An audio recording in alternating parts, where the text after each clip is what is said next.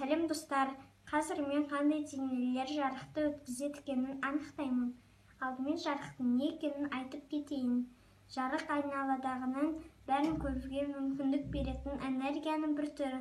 Осы зерттеуді жасау үшін бізге әртүрлі сұйықтықтар қажет.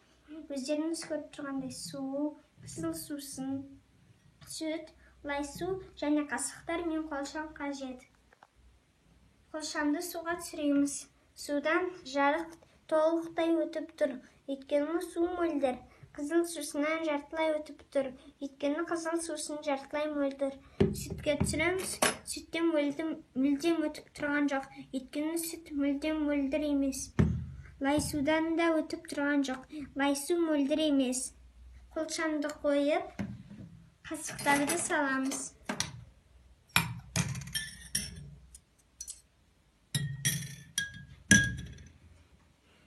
Судан қасық толықтай көрініп тұр, өйткені су мөлдір.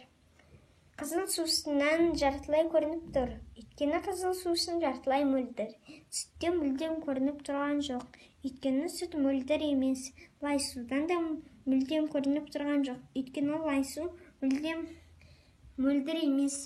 Қорытындылай келсек, жарық тек мөлдір денелерден өтеді. Мөлдір денеміз ол су. Су тіршілік көзі, сусыз өмір жоқ. Медициналық тұрғыда алатын болсақ, су адам ағзасына өте пайдалы. Су адам ағзасын улы заттардан тазартады, бүйрек пен бауырдың жұмысын жақсартады.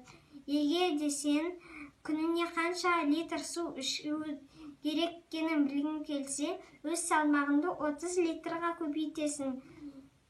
Мен таңертең тұрғанда бір стакан су ішемін. Сендерге де осындай кеңес беремін. Сау болыңдар.